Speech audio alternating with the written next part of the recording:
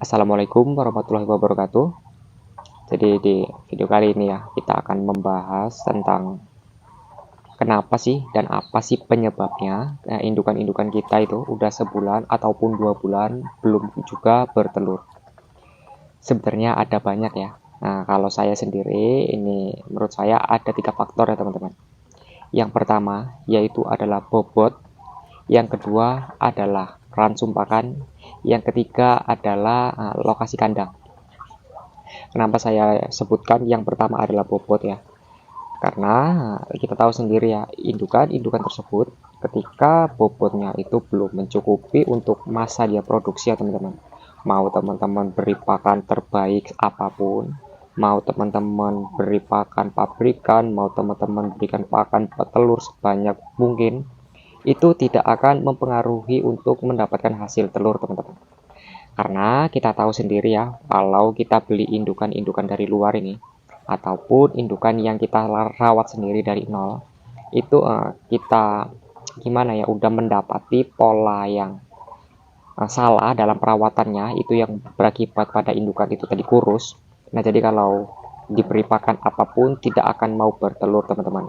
Nah, mereka tentunya akan membuat tubuh mereka itu merasa fit dulu, badannya mereka merasa tercukupi dulu untuk membentuk suatu telur. Jadi kalau kita beri pakan sebaik apapun ya, kalau indukan itu kurus teman-teman, itu tidak akan mau berproduksi teman-teman. Saya pastikan, karena di situ dia ingin membentuk badan dulu, ingin membentuk daging dulu, barulah ia membentuk telur. Nah, itulah yang makanya ketika ada indukan yang habis mengerami itu pasti indukannya kurus. Nah, itulah namanya kita butuh proses namanya penggemukan dulu atau pemulihan. Nah, justru ketika selesai nanti masa pemulihan, barulah kita namanya bisa memberikan pakan yang baik. Nah, kenapa terjadi ketika teman-teman ini udah berbulan-bulan, bahkan sebulan sampai 2 bulan, itu belum mendapatkan hasil telur sama sekali dari indukan. Ini banyak terjadi nih ya, banyak mungkin yang mengalami, bahkan dulu saya sering mengalami teman-teman. Indukan saya setelah habis mengerami atau setelah habis bertelur ini ya, sebulan sampai 2 bulan itu belum bertelur kembali. Nah, ini tadi teman-teman, penyebab utamanya yaitu adalah bobot teman-teman. Ketika teman-teman salah memberikan ransum pakan, salah dalam pemberian perawatan, kalau ketika indukan tersebutnya kurus, bukannya malah makin gemuk ketika diberi pakan, nah itu sudah saya pastikan teman-teman, indukan tersebut mau sampai kapanpun belum bertelur. Nah, jadi indukan tersebut itu bertelur ketika bobotnya itu mencukupi untuk mereka berproduksi teman-teman. Jadi kalau indukan kurus, saya jamin ya, dengan teman-teman beri pakan apapun ya, katanya pakan alternatif keong sawah, ikan rajungan ataupun apapun itu, kalau bobotnya belum mencukupi atau entok tersebut kurus walaupun sudah indukan, dia belum mau berproduksi teman-teman. Nah, jadi perlu namanya kita jeli ya dalam mencetak indukan ataupun membeli indukan dari luar teman-teman. Kita harus perhatikan indukan tersebut, kita cek dulu bidang dadanya. Biasanya bidang dadanya itu sedikit kurus, kalau kita pegang itu terasa teman-teman. Kalau kurus itu jangan kita beli teman-teman, tapi kalau kita beli dengan harga murah nggak masalah.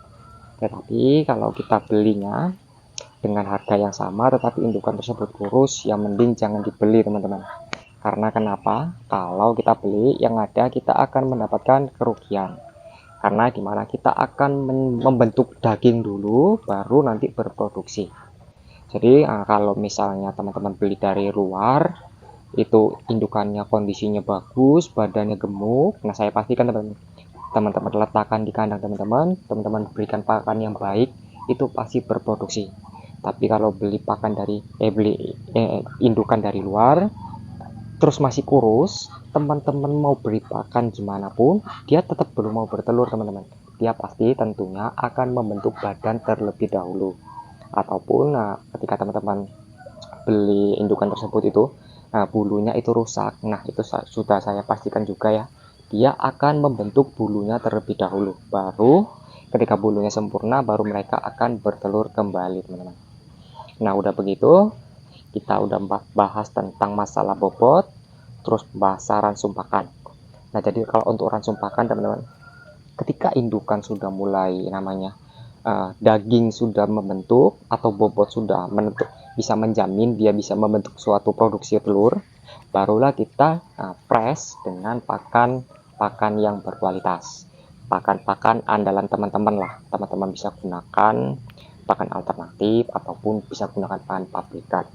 Kalau di kandang kami nih ya, kami menggunakan pakan pabrikan plus jagung giling. Nah, itu adalah pakan andalan kami ya. Dan kami di sini menggunakan teknik pakannya itu full. Kenapa teman-teman kami menggunakan pakan full? Nah, di sini kami menyiasati indukan-indukan tersebut agar tidak kurus, teman-teman. Kenapa? Ya saya bilang tadi ya, kalau ketika indukan kurus, itu mau sampai kapanpun dia belum mau berproduksi, teman-teman. Jadi itulah alasan di kandang kami, kenapa indukan-indukan kami ini berproduksi dengan lancar ya. Karena indukan-indukan kami nih teman-teman, tidak ada yang namanya bobotnya itu susut teman-teman, ataupun bobotnya itu kurus. Walaupun saat dalam pengeraman sekalipun, indukan-indukan kami nih teman-teman, tidak namanya kurus yang berlebihan. Jadi walaupun dia mengerami teman-teman, bobotnya itu masih tetap terjaga. Walau memang sedikit kurus, tetapi itu bobot tidak terlalu kurus banget teman-teman. Masih tahap, masih wajar lah gitu. Biasanya ada tuh indukan yang lagi mengerami, terus bobotnya itu sangat susut sekali teman-teman. Ya itu tadi, karena waktu dia masa pengeraman dan dia makan itu, ngarat sumpakan yang dia gunakan, yang dia makan itu adalah kurang tepat ya. Itu yang memperlambat untuk masa pertumbuhan pada daging. Nah, jadi kalau pakannya itu bisa untuk mempergemuk dia, untuk bisa berproduksi dengan lancar, nah saya pastikan untuk hasilnya itu pasti akan perputaran lebih cepat teman-teman. Itu tadi ya. Yang kedua itu adalah ransum pakan. Nah, yang ketiga adalah kebersihan kandang ataupun lokasi kandang nih. Biasanya lokasi kandang juga menentukan teman-teman. Kadang ada lokasi kandang yang becek ataupun sedikit kurang nyaman lah. Itu biasanya akan menghambat ternak-ternak kita ini untuk berproduksi. Yang dimana ketika indukan-indukan ini mulai ingin mencari telur, maksud saya ingin mencari petarangan untuk mereka bertelur, itu biasanya mereka mencarinya di tempat yang kering teman-teman. Tempat yang kering yang dimana tempat tersebut itu nyaman untuk mereka bertelur. Nah, jadi ketika di kandang teman-teman itu tidak mendapati lokasi yang seperti itu, tidak mendapati lokasi yang tepat untuk mereka bertelur, dia tidak akan mau bertelur teman-teman. Bisa jadi itulah yang akan menyebabkan kejadian telur itu bercecer teman-teman. Telurnya pindah ke sana kemari, ada yang telurnya di luar, ada yang telurnya di sudut, ada yang telurnya di mana-mana gitu teman-teman. Karena dia tidak menemukan lokasi yang tepat saat mereka bertelur. Nah, itulah yang menyebabkan terjadinya indukan tersebut itu malas saat bertelur. Jadi itu ya teman-teman ya, ada beberapa faktor memang yang mempengaruhi, tapi yang paling utama itu adalah di bobot. Nah, itu tadi yang paling saya sebutkan di awal tadi ya. Kalau untuk di bobot ini teman-teman sangat berpengaruh besar. Karena memang kalau di bobot ini, kalau ketika indukan masih kurus, kita beli dari luar ataupun teman-teman salah perawatan saat memulai pembesaran, itu ya memang fatal memang, nggak akan bisa bertelur.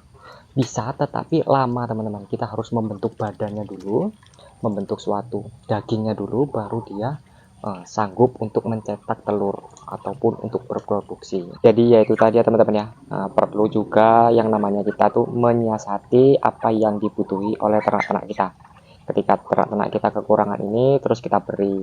Terus ternak-ternak kita kelebihan ini, terus kita kurangi.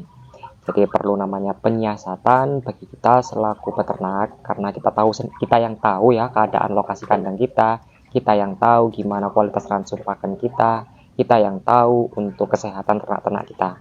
Jadi memang kita sendiri yang harus menyiasati dan harus jeli dalam memperhatikan kondisi dari kandang-kandang kita. Nah, jadi seperti itu aja teman-teman ya, video singkat yang dapat saya berikan. Jadi kurangnya saya mohon maaf apabila ada salah kata yang kurang berkenan ya.